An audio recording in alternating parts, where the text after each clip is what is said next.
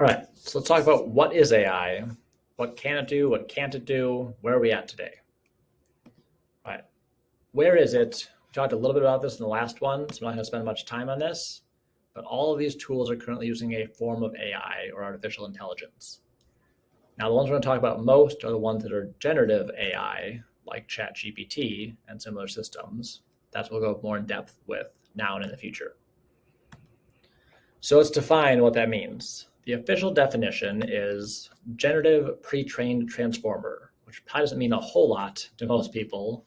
Basically, it's taking in a whole lot of data that was given, it's transforming that or taking it and spitting out something new to make you what you're asking for when you ask it a question.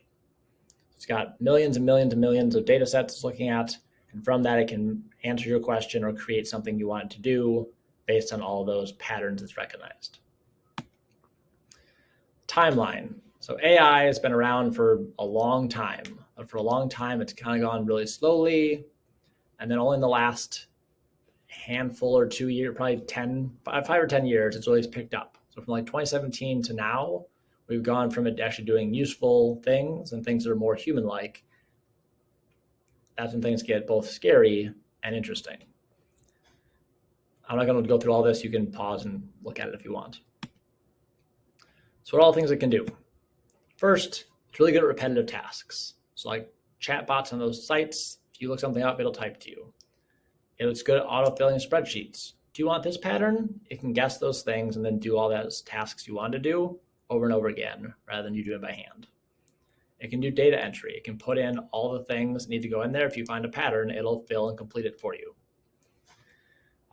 Quality control checks. It's great at having a camera with an AI system in it. You can go and look and say, yep, this one doesn't match the pattern. This one's not correct. We can't do it. Pull it off. It's not good enough quality. Other things it's good at, pattern recognition, which is kind of like quality control and those kind of checks. But like it's way better and way faster than medical staff for looking at x-rays or CT or brain scans or any of those things and trying to find abnormalities within them.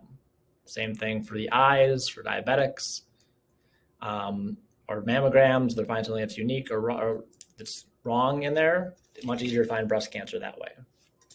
Also used for like facial recognition, both for good things you'd like, for like on your iPhone to recognize it's you, and certain countries are using it to try and track down people and groups they don't want and put them in camps. Again, it's a tool. How we use it is what makes it good or bad. It can analyze data. So this is currently being used for smart grids, sensors, and energy consumption patterns to save energy. Technically, an electrical grid is a chaos piece of work that is barely standing at all times. Balancing that energy so that we don't get brownouts and blackouts is really hard to do. AI is helping with that. It's good at looking at traffic data and optimizing routes. Think Google Maps. It's good at looking at banks and financial institutions. They use it to find out if this transaction does not appear to be correct. If my bank at least will send me a text or code saying, hey, this doesn't seem like you. If it's outside that pattern, they'll know, and the AI will be able to shut down things and make you verify it's your human choice or not that did that. Personalizing stuff. So it's currently being used to do all the things what you want for shopping on any website. It's good at showing you what you want for videos or the ads it plays, and even which emails you get. If you did interact with this or didn't with that, it'll change what email you get next in an advertising scheme. All those things get done by AI choosing what happens based on your past interactions. It's also very good at image and video processing, and soon now it's kind of getting good at video and image creation too. It's great at finding weapons on cameras, newest cameras in schools and government. It'll be able to pick up and say, oh, that's a gun, that's a knife, and it'll be able to ping and send out messages letting people know that. It's what allows our cars to be self-driving. They can recognize the lines. If it's a dashed one, solid one, white one, yellow one, and then steer the car to stay between those things.